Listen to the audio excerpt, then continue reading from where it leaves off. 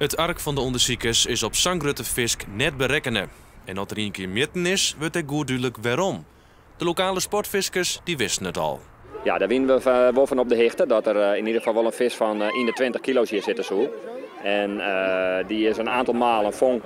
Het onderzoek is op verzoek van deze sportviskers op industrieterrein De Kavels op het Jereveen. Daar wordt elektrisch visken en met netten.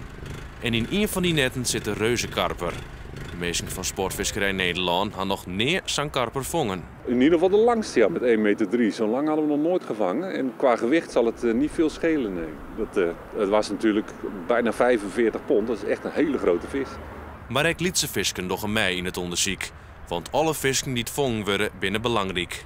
Wij zijn bezig met een cursus visvierverbeheer van de Hengelsportvereniging Heerenveen.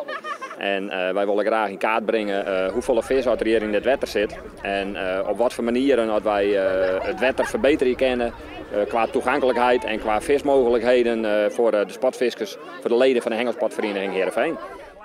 Bijkomend voordeel van dit onderzoek is dat de jonge Rijn erbij belutsen wordt. Al vinden de band dat betieren wel heel spannend.